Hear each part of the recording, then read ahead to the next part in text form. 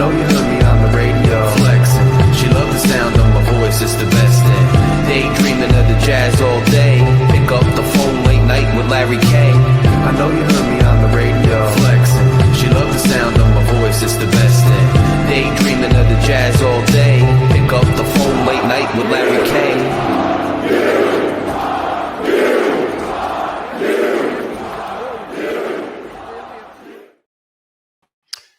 Rutgers Nation, Scarlet Knights fans, I hope you're thirsty for more Rutgers content. I know I go through my podcast every morning while I'm getting dressed, while I'm getting my coffee, driving out to work. I want to listen to some kind of content from somebody about something. So Night Watch is back, your host, Larry K., to once again give you some RU content. We're in the dog days of summer. If you haven't done so yet, make sure we are in the College Huddle Network. You check out the OHIO podcast with Buckeye Boggs, my dude. I was just on there recently talking Rutgers, the upcoming season, some of the roster changes, some of the things we can expect, our level of optimism or pessimism or whatever in the RU fan base. So make sure you check that out. If you're listening to us on the audio podcast, come on over to YouTube, check out the video version, and click subscribe. If you're watching on YouTube, click that subscribe button. Go check us out on the audio podcast on every major platform. And remember, you could become a sponsor, and there are perks and things coming by clicking the join button. Support Night Watch. It's greatly appreciated. We also got a thanks the other day, a super thanks from somebody throwing some money to support the program. We appreciate that. So thank you. And thank you to all the new subscribers. But enough with the promo and the business and all of that. We are going to be talking business today. Rutgers still knee-deep in this AD search, which last time we talked about how happy I was with the president hire for sports. We thought we'd have an AD by now. We don't have an AD yet. It's kind of interesting. Steve Politi of NJ.com, the Star Ledger, reporting Rutgers swung and missed on Brian LaFemina. There were a lot of rumors about him. There were a lot of rumors that Rutgers was going to go in that type of direction. So here to talk with me, as we've done so frequently as of recent, and as you guys, judging by the listens and the comments, have enjoyed, my colleague David Anderson is back with us to discuss these things. Dave, I would ask you how you were doing, but we already did the pleasantries behind the scenes. I think RU fans are curious about your feelings on this AD situation. So we appoint another interim AD, which was not expected. There were reports now from Steve Politi that we swung and missed on our primary candidate, a Rutgers alum, a sports executive. It's kind of a vague understanding I have of his background in professional sports, but he has some. We strike out. I don't know why he withdrew his name. We're back to interim. What say you about this situation? Well, I'll try not to be considered off the rails like Aaron Brightman was on the Scarred Faithful when I saw a poster on one of the message board write that the other day, and I got a good chuckle. In short, I mean, yes, I am concerned that it has taken this long, and I understand why, right? But just because, whether you're in business, just in life in general, just because my wife understands why I gave my kids a bunch of junk and didn't feed them dinner, and I can explain, okay, well, this led to this, led to this, led to this, led to this. That doesn't mean it's generally an acceptable state of affairs, right? And so, yeah, the chain reaction is how we got here, obviously. But I am biggest question, and this maybe I'll just pick back to you real quick, is do you think that this was something, let's say, owned by Board of Governors, and now that you have a new school president, that now he's where the buck stops? Like, are we just dealing with a shift that was either on purpose or just kind of happened because that's where we are? And if so, are you more confident if there's a single university president that is basically in charge of overseeing this, or does that somehow make it worse? I mean, I guess, what's your read on the situation there? I honestly initially would have told you that it wasn't something huge to worry about, because perhaps when the new president came in and they had conversations and they had identified a certain amount of candidates, and maybe he brought some experience from LSU, or he brought some other caveats into it, or, some other perspective, it caused them to say, look, let's reassess where we are. Let's delve back into our candidate pool, and let's put Ryan Passari as the interim while we're doing it, obviously, we lose the previous interim. He has to take a job elsewhere. The what gets me, and this is where I kind of, to be honest with you guys out there, it's the off season, it's summer, and I'm doing a million things, and I haven't delved deep enough into it. But what gets me is there's all this smoke regarding Brian Lafemina. There's all this goodwill, for lack of a better term, good vibes around the Rutgers fan base about him, about how, they're going with an alumni. He has this quasi sports business background. It's a different direction than we've gone in the past. It's going to work. And then you get the reporting by NJ.com saying that, we swung and missed on a primary candidate and he's withdrawn his name. Now, you know how the news is, and being somebody who sometimes is involved in things that get reported in the news and then knowing the back end and then seeing what the front end, that things get lost in translation. I guess my only, cautionary tale in terms of taking this story at face value, in terms of we swung and missed, that implies that we were close to hiring and offering him and he ducked out and said, you know what, no thanks.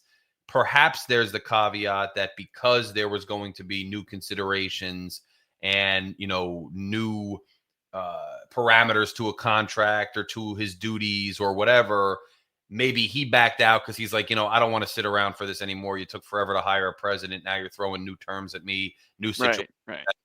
I'm good where I am. However, I believe it was reported in NJ.com by Steve Politi that an offer was made and that he knew that from sources and I guess ultimately rejected. So I to answer your question, I think when you get a new president, there's no way he's not somehow involved in the process. Like, we know that just goes without saying. I think it's basic logic. I don't necessarily think that with him coming in, he's taken like over the search or commandeered the vetting consultancy group and he's making all the decisions. I think the same players are making the decisions and driving the bus. He's obviously going to have a seat at the table, but I'm genuinely interested and intrigued by what could have transpired here. Was this a simple case of, hey, Rutgers, it's a hornet's nest, don't want to go in there, happy with my life, don't need all the scrutiny, don't need all the publicity, I'm good? Or is there more to it in terms of the inner workings and what kind of deal was offered, what kind of stipulations were attached to it, what kind of politics are involved? I'm curious because that really will go a long way to determining what the final outcome is for Rutgers. I think any way you slice this, it's a bad look. Now, whether ultimately and ultimately it was fine and this was all for legitimate reasons, it's a bad look publicly facing. It just doesn't look, it looks like something's wrong and Rutgers can't get their shit together. Yeah. I mean, the one thing that I'll add that, and maybe somebody mentioned this in another podcast, and I don't live in New Jersey, right? I don't think I'll ever live there again. But I get the pull of people who feel like they're at a point in their career and they want to go back, right? Like, this is someone who is around the sports program from what we understand, who I'm sure has donated some money, who don't know how much, right? Who would be making a major life decision, probably leaving some money on the table to take the job. But it's not all about money. Now, we don't know what exactly that figure is. Maybe it's like not even close. I'm not sure. But the point I just want to make about it is when Rutgers has kind of gone back to like previous, like, loyal sons and daughters of Rutgers, like take the Eddie Jordan example. Eddie Jordan was kind of like on the outs in the NBA, and that was probably the best job he could get. And the only reason he even got it was because of some of his track record. If you look at, for example, Tim Pernetti, it was more of he was ascending when he got his role as the athletic director, but I don't know if a place that he didn't have ties to would have hired him to be the athletic. Like, I don't think Boston College or West Virginia would have hired him for the same position. But because he had the history at Rutgers, he was able to use it to move forward. This seems like neither of those two scenarios. And so I can understand why Lafemina wouldn't take it unless the terms were not necessarily favorable, but at least neutral to a situation. to then come back. So again, I don't have any behind the scenes information, but I just want to talk about that element because it did seem like it would have been a home run hire for a number of those reasons. He's familiar with Rutgers historically, right? So, like we talk about, we've been fans since before the current administration. So he has ties that predate us entirely, right? So that's good. But he's also around the program now, so it's not like he's out of touch with it, and you're just kind of like Eddie Jordan style in that sense, just like teleporting back in and being like, okay, this is not the same. But it also had the other part being that this is someone with the business experience, and we know Rutgers has struggled with a more traditional, like, athletic program with their competitors for years, going outside the box and zagging rather than zigging and going with more of a business hire with experience, even as something as complex as like the Los Angeles 2028 Olympics seemed like a logical way of trying to kind of take a different approach, but with someone who knows Rutgers. And then at least you get one person in place that touches all those boxes, which gives you a lot more flexibility if you want to then hire a more traditional athletic director from a lower level to be more focused on that. Now, again, maybe the hierarchy is the problem. Who knows, right? But that checks a lot of your boxes, so you can feel more comfortable.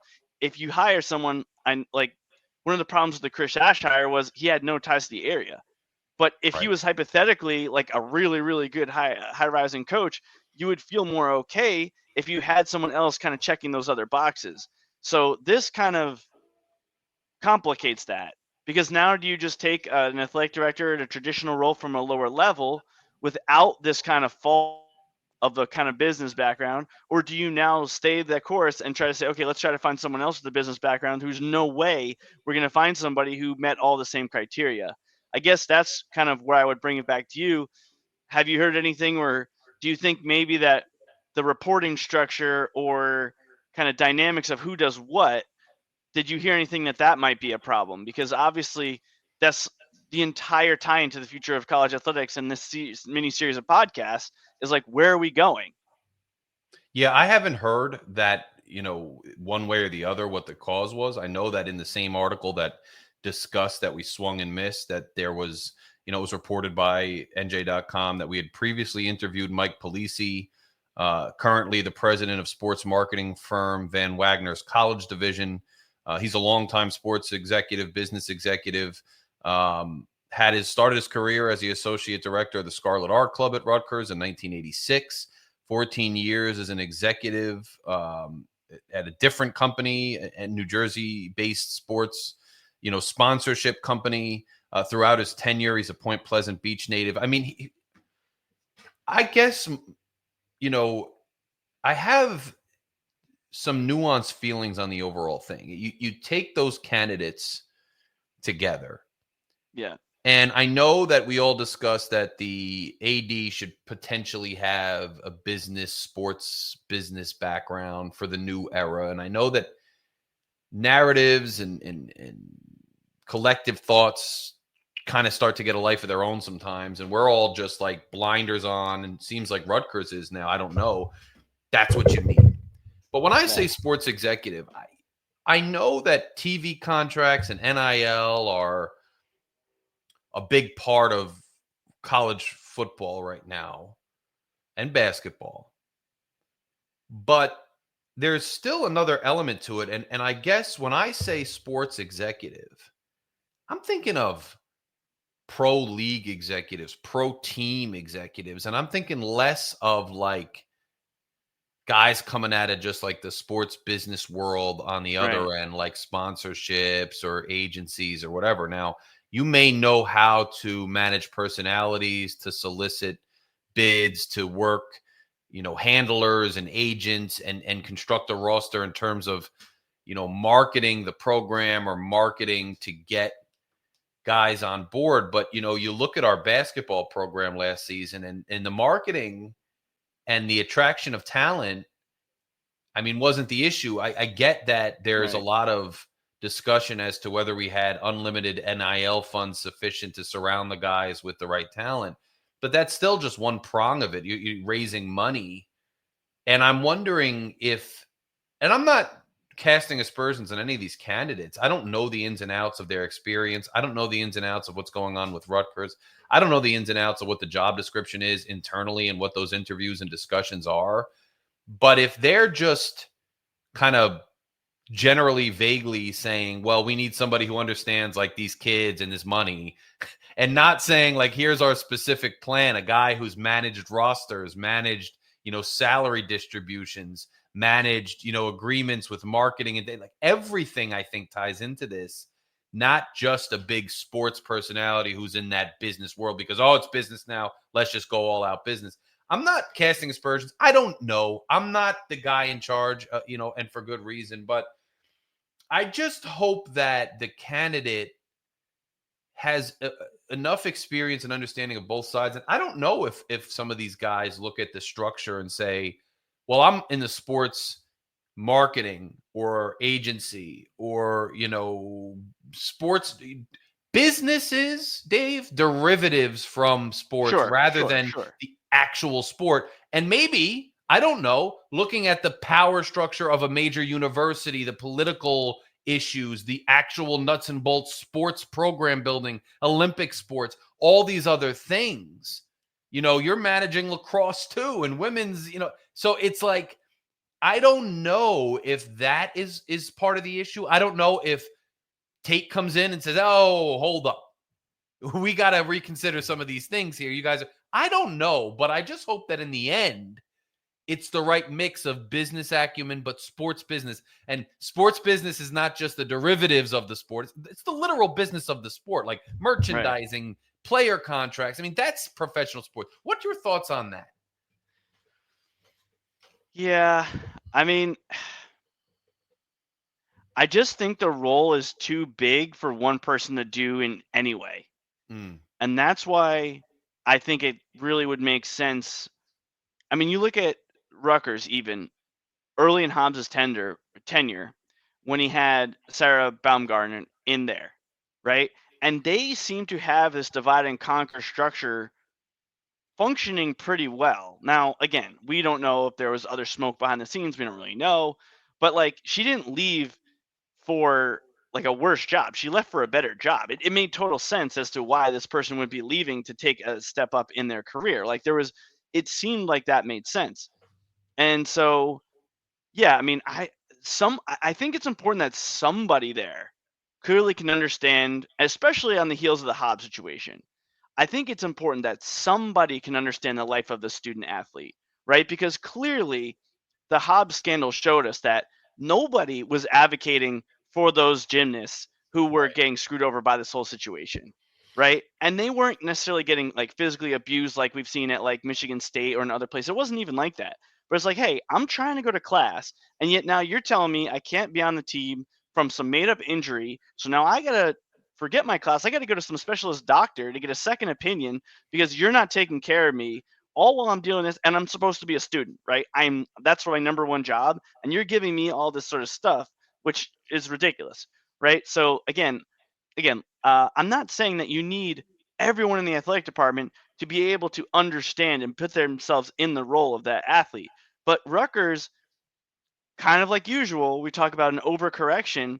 They're kind of in a bad spot where they might need to overcorrect partially for public perception, but also partially for internal perception that, hey, there's somebody there who's actually going to listen to us. Because, yeah, I mean, sure, you can pay people more, money Rutgers doesn't have, but they can't, on an equal playing field when it comes to money, they can't beat out some of these other opportunities that these athletes are going to have. And so you got to be not missing that in action. Never mind missing a leader entirely. So in my opinion, I think it's too big for one person. That's a short answer to your question. In terms of professional sports, yes, I think it's important somebody who has had a prominent role in a professional sports organization, ideally in the US. But if you find me some Rutgers alum who's, in the Italian soccer league, I'd be like, okay, I'm fine with that too, right? Like I'm not necessarily listening to it that way, but I do think it's important because, like you keep pointing out, wherever we are now is not where we're going to be in 3 to 4 years. And where we're going more often than not is going to be more similar to a professional sports model. And so I made a point to you before we got on here about how in the National Football League, for example, players don't sign a contract with the team. They don't sign a contract with the Pittsburgh Steelers or the Chicago Bears. They sign a contract with the league. And so whether you like it or not, if the Big Ten and SEC decide either, hey, Big Ten, we're our own entity, or Big Ten plus SEC, we're our own entity, or even the Power Four decide, and maybe five in basketball, maybe you have the Big East in there as well, whatever it is. If they decide they're doing that, do you have confidence that Rutgers is going to be able to immediately hire someone who's an expert in this type of litigation and contract structuring? No, they're going to take a year to find somebody who is in this particular area of expertise, and they're going to fall behind again. And that's why you got to get ahead of like where this stuff is going, or at least someone who has some knowledge that we're not quite at that spot yet with this college athletics, or else you're going to constantly be in reactive mode and fall further and further and further behind with every one of these things. Like, for example, you made the point about the TV revenue. That's not necessarily, I'm not worried that Rutgers needs to be involved like in the TV revenue generation of the Big Ten. Like that, it's a big enough conference that everyone can take a piece of that pie. But when it comes to battling other Big Ten teams for athletes under a new contract structure, or if we go to multi-year contracts, which we mentioned on our previous episode, same thing. Like, come on, we need somebody who has this type of experience so that other people aren't chat GPTing like what they need to do. And we're not criticizing an individual person. But the whole point is you got to be having people with skills that they're not even leveraging yet in the event that they're going to have to leverage them in the future. And that's kind of where I see both sides. Like, I think it's important. And if you had one person who could do all this, great. But that used to be like when I worked for Oracle and people would say, hey, I want someone who's a lawyer and a CPA. And I'm like, and you want to pay $100 an hour for this person? Right. It doesn't exist, right? So like, that's where I kind of view it as, yeah, if you can get somebody who can do all of this, great. But even then, they probably aren't going to have the time. And again, I'm not married to a particular structure. Like I mentioned in a previous episode, certain teams in the NFL, the GM and the coach both report to the owner. Some of them, the coach reports to the GM. I don't know in this particular situation if Rutgers has like a head of athletics and then on the field and then another head of business, who's in charge of who, or whatever. I don't care how it works. I don't think that there's a one size fits all, but they do need people with all of these two sides of expertise. And in all likelihood, you're going to have to get two different people, or else you're going to be trying to pay for someone who can probably make double or triple in the private sector, which would have those sort of skills. So that's my general take on, I guess my single question back to you is, can one person even do this? Or do you think it has to be multiple people, or maybe one person can then hire a tree of people that might also be able to pull it off? And that's what I'm curious about, right? Like and I'm curious, and that's why I said I wasn't privy to the interview questions or the structure of the conversations, because it's like, are these people folks who, because they're so ingrained in just an innovative business industry related to sports, have their thumb on the pulse of where things are going, and regardless of their experience thus far, have a good handle on, look, this is where things are going. This is my vision. This is how I'm going to integrate it with college sports. This is who I'm going to hire to manage the contracts. This is who I'm going to bring in to fundraise. This is how I envision it. Is that part of the conversation? And are some of these candidates, able to go into an interview and discuss the trajectory of college athletics overall? I think I completely agree with you. In the new frontier of college sports, it's not just managing several different athletics programs as they pertain to student athletes, and then handling some sort of conference collective, Big Ten, Big East, whatever, and TV deals and whatever. It's much larger than that now. There's a paid component to athletes. There's distribution of shared monies to different programs. Right. There's management of all of that. It's much bigger. So I do think regardless of who comes in, you're going to have to come in with a team. So maybe interviewing these people with these deep, long-standing connections with the sports business world avails them to more candidates. Maybe one of the first hires somebody makes, like a Polisi or whoever, is they bring in maybe an assistant AD from a school as part of their team. So now you have that institutional academic knowledge as part of the student athlete thing there, but you also have this larger business structure.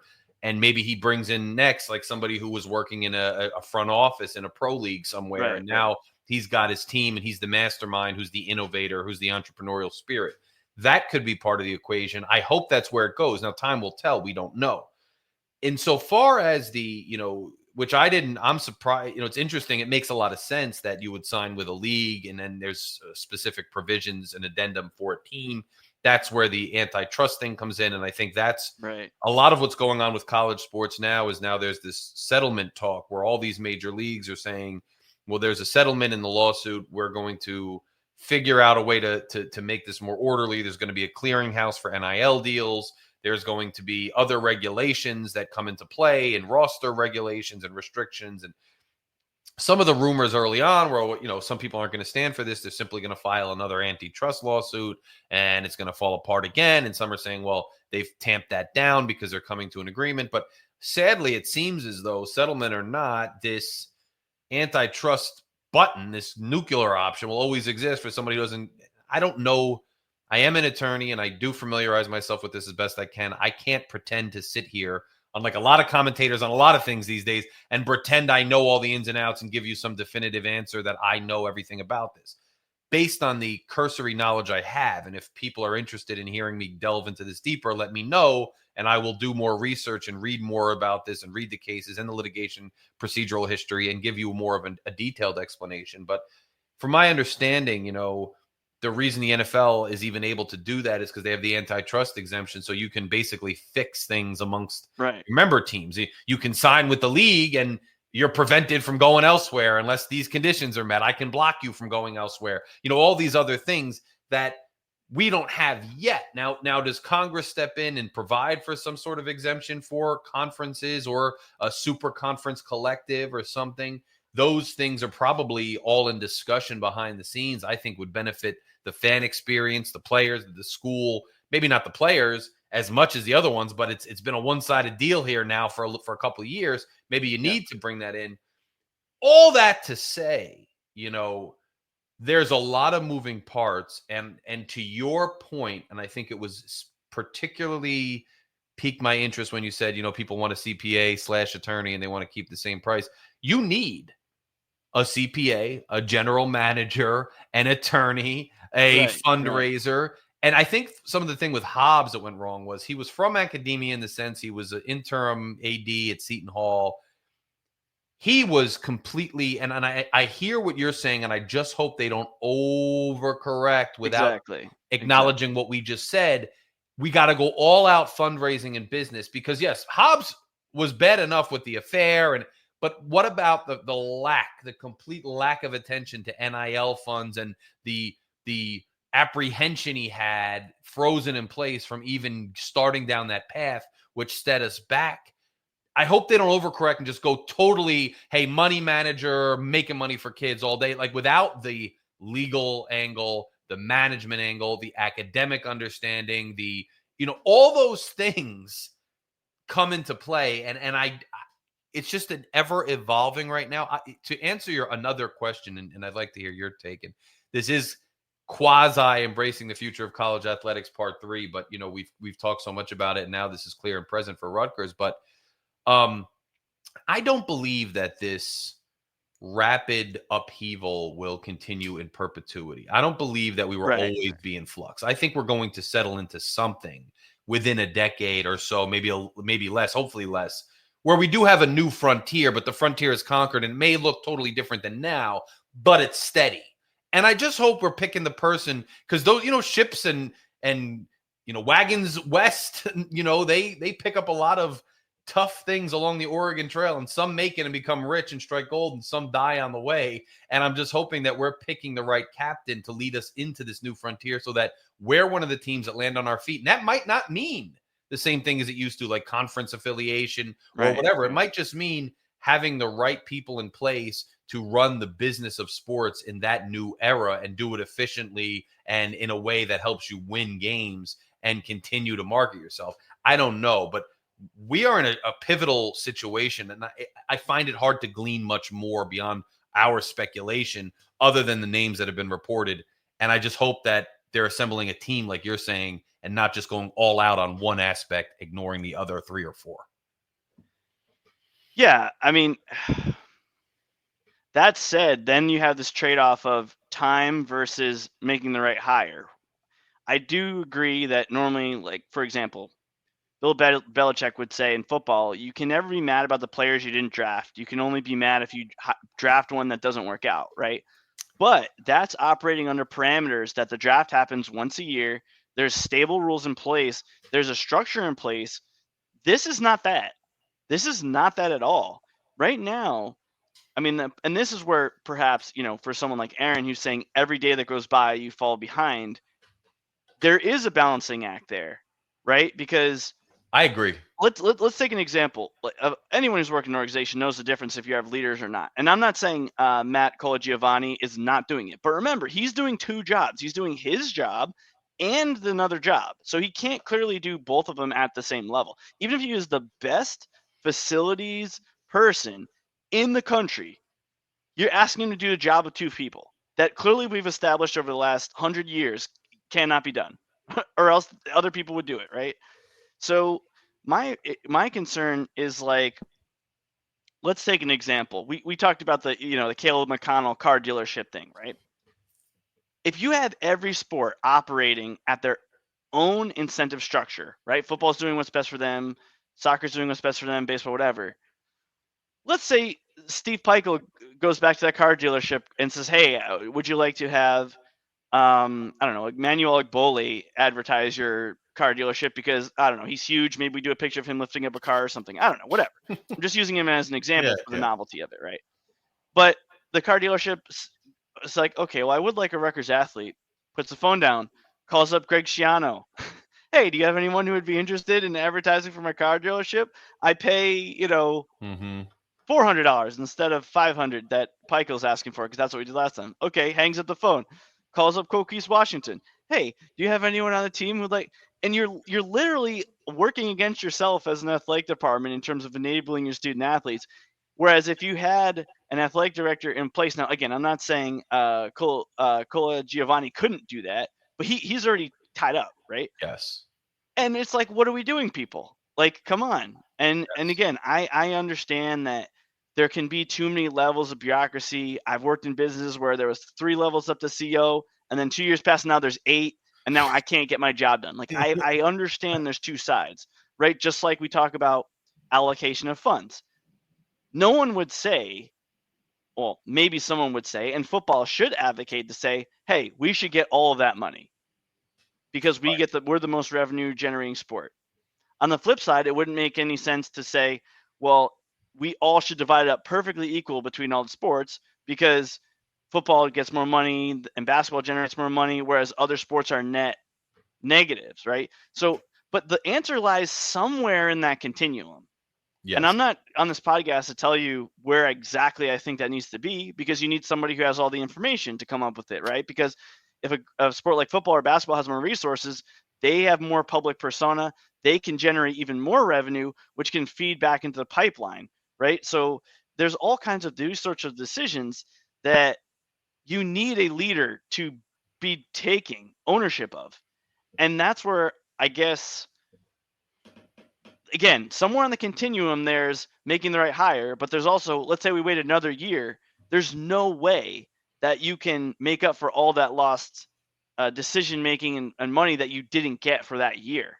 It's just impossible to make up for that. Like I said earlier when we were talking about it, I don't think that people will say, well, I didn't donate 10,000 last year, so I'll just add that to my thing this year. No one does that, right? Yeah, that money's gone. not happening. If I'm trying to get a tax exemption, I'm giving it to somebody else. I'm giving it to Feeding America or something, right? Like whatever it is. Yes. And so that's my concern with the whole thing is that, like, yes, think you need someone who can, understand the life of an athlete. You need someone who's hardcore in business. You don't want them to be doing the same job, just like it makes more sense for a house to have 2 parents, right? Because one of them's too lovey and one of them's the driver of the kid's success or whatever. However you want to break it down, like, it doesn't matter. You still need these 2 balancing forces. And that's why, again, I can understand the structure, but if you want to go top down, if you want to have two people reporting, I don't know if that works, but you need all of these things. And you're right. A really good team builder will know, hey, I'm good at this, which means I need to find someone else who's good at this, that, or the other thing. And but that said, like I am very concerned that this is just going to keep rolling, because to kind of touch on something we haven't touched on today, but really my goal as a fan is I think the first simple goal is Rutgers needs to be the best program in New Jersey in every sport that they compete in. Mm-hmm. How do you get there? That's really what you're trying to do. And every day that goes by, Princeton and basketball, Seton Hall, who have beaten Rutgers lately, I mean, baseball, I mean, I don't know, are they the best team in New Jersey right now? And I don't want to even have to ask that question. I mean, Right. 2 years ago, 3 years ago, they absolutely were, by Yes. far, without a doubt, the best baseball team in New Jersey. And so every day that goes by, you're potentially losing ground and negotiating against yourself. I know my car dealership example was very elementary, but the same thing should look at my household. Let's say my dad wants to donate to Rutgers baseball, my mom wants to donate to Rutgers gymnastics, right? A good athletic program would say, hey, let's all get together and do baseball right now because we're trying to build this new stadium. Then everyone get on board, get that across the line, move to the next thing.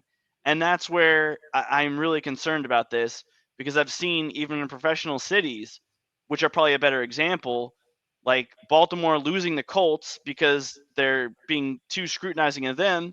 And then a decade later, Cleveland is like, okay, let's get this baseball stadium across the line. And then Art Modell's like, okay, now it's everyone's turn to help me because I helped everyone with the baseball. And then there's no money to be found. So he's like, F it, I'm moving to Baltimore. And you see this carousel. That is what's going to happen if we're not careful.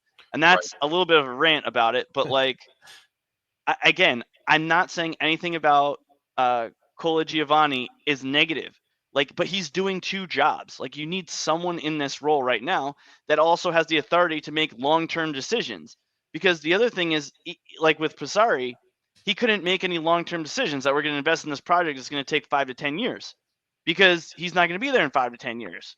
So now we're running into this issue. To your point, and I'll wrap it with this real quick, is like, yes, we don't have to. We know things are crazy right now, but we have to assume at some point in the next decade they will stabilize a little bit. So we can't just be thinking about the present. We do have to be thinking a little bit about the future, or we're going to find ourselves behind the 8 ball once again.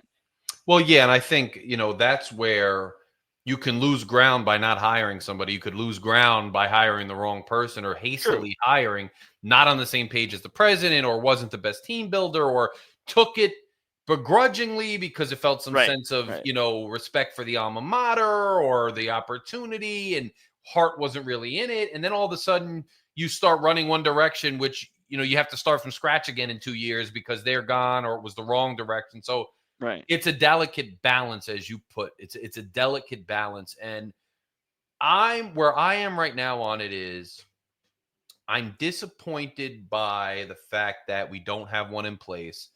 I'm more disappointed by the way it looks institutionally, publicly facing, that it's reported that we swung and missed, and that, we were, I'd rather hear, well, the new president came in, that was always priority number one. They always knew there was a possibility they might have to step back to, fully integrate the new president's perspective into the process.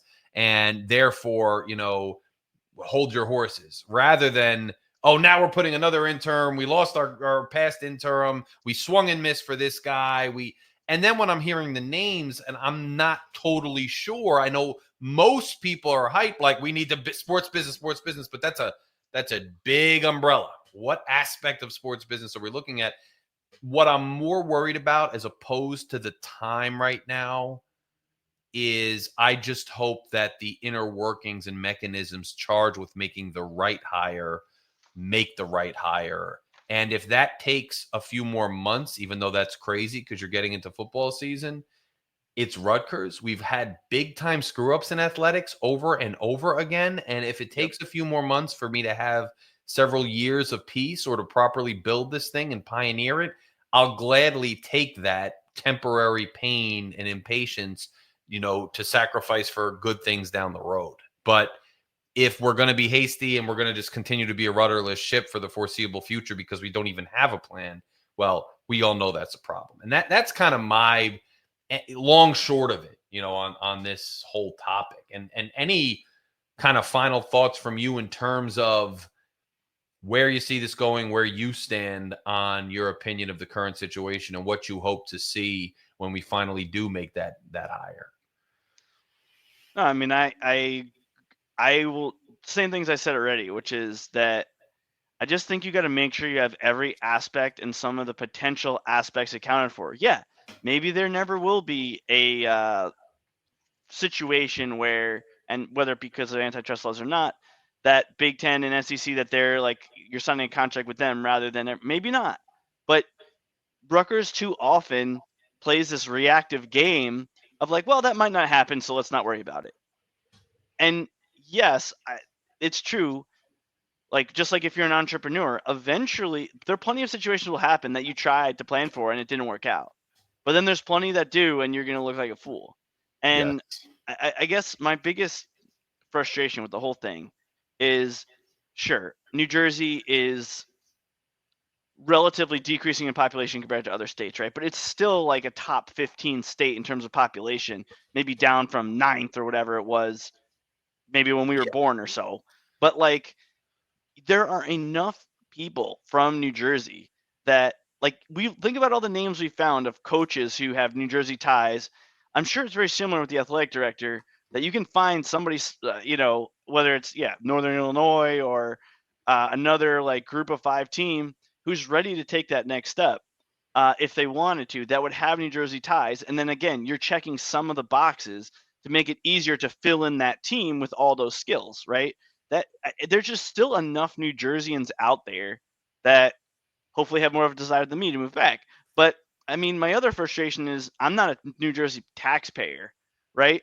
But you have to be saying to yourself, whether you agree with something like Doge or whatever, the federal government or whatever, not, it doesn't matter. The point is, you're like, if I'm a taxpayer, what the F did my tax dollars go to for this search firm? Like, what the heck? Right? Like, even if you're not a donor and you're just the average person who, works a regular job, like, you're like, I'm paying for this? What are we doing here? And Yes. so that's equally frustrating, again, like, for the whole thing. And that's what would just drive me up a wall if that was happening. And again, I'm not funding this because I don't live there now, but my whole family does, right? And they are. And, I just think you got to come up with something. The only one thing that opens up another can of worms, I have a friend who's the founder of Fan Fund U, which is basically like Rakuten, but for colleges to raise NIL funds. And they have set this up at a couple of schools. And I haven't really talked about it in a lot of the podcasts because I'm not trying to just replace sponsorship, right? But the point being is that he talks to pretty much every athletic director at all of these major schools. And he's actually had an athletic director say, who was at a group or a Power 4 school, that he wishes he was just an athletic director at a group of 5 school, because the politics involved of getting anything done and the power and the money involved and who's got it and the Power 4 is so much higher than the group of 5 that he's like, I would rather, this is again an active athletic director at one of these programs saying that. So I guess my last thing, as I know we've taken a lot of time here, would be back to you, is like, how concerned are you that of Power 5 jobs, does that make Rutgers, based on what the anecdote I just told you, do you think that makes Rutgers more desirable or less desirable? Because it's smaller than something like Alabama. So again, this isn't Alabama, it's not the AD I'm talking about, but there are things that make it more attractive because you got less money and less big donors and like than Texas, for example, who always runs into this problem. But at the same time, there's also more bureaucracy than like Ryan Passari is walking into going into Tufts. So are you majorly concerned that no one's going to want this job, a la what we heard about Chris Ash getting hired as the football coach? Or do you think that's just completely overblown, like to buy time and, obscure what's actually happening? No, I'm definitely worried about that. And because a smaller budget and all that's great if you're in a smaller pool. If I'm in the kiddie pool or I'm in, a local lake and I got a pontoon boat or a rowboat or a kayak, good. I don't have to worry about the sail and navigating it or a big engine or a crew or any of it. Fine.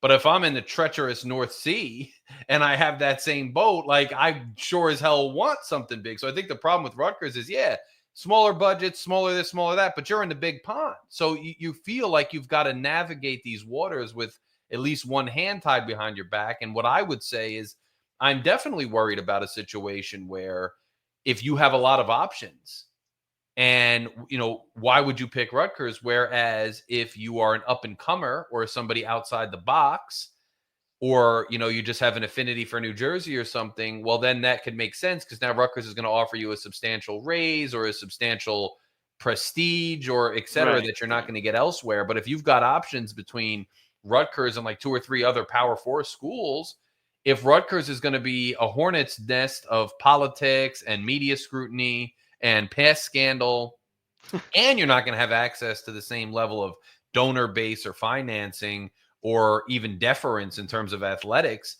it could be a big turnoff, especially if you don't have an affinity for Rutgers or New Jersey, or you don't know how to navigate it, and it's not a substantial raise for you. So I am worried about that. And I think if people aren't, I think it might be a little bit of wishful thinking. It doesn't mean we can't get the right hire. It doesn't mean we won't get the right hire. It also doesn't mean that Rutgers can't just outbid other schools and just pay better. Has that been their track record? Absolutely not. But you can't count it out. But I'm definitely worried about that situation 100%. And I think anybody coming in has to have a plan to tackle it. Yeah. But yeah, we didn't even get to talk about what we were wanted to, the whole purpose of this. But the future of college athletics, I guess, is just on full display with this athletic director search, which is kind of how we got on this, 45-minute tangent, Yes. because it really does touch on a lot of the things that we've already talked about. And we can't even talk about, like, should football just double down to be a running team or basketball be a 2-3 zone team, because they don't even know what their revenue share is going to be. And right now they're just operating somewhat on their own incentive structure compared to some of the other sports. Yeah, and I think this will all become clear, and you and I will be able to talk about it when it does become clear in the near future. Our hires, what kind of team they put together, what other positions are out there, and what college football, college basketball, college sports, and Rutgers looks like in the near future. So you guys should tune back into us for any major developments or anything that occurs. We will be discussing it, even if not breaking news with the scroll endlessly underneath here. We will get to it the next time you hear from us. So make sure you're tuning in on YouTube. Hey, one last thing, yeah. Larry. We should congratulate Chris Gutterup for his 3rd place finish at the British Open. Yes. Congrats, sir. And I have to say, I have a bone to pick with ESPN because they listed him as an Oklahoma alumnus. I heard about this. Yes, and as much as he reps RU too, it was a little bit. It was disappointing that they do that, and that's the constant slights of Rutgers. But make sure you guys, in that Rutgers spirit, subscribe to this channel. Continue to follow all the other content creators. Make sure you catch Dave over with Aaron Brightman. And where else, sir, can they find you? I'm at Off Tackle Empire, and then I'm also probably going to be on one of the Iowa podcasts tomorrow.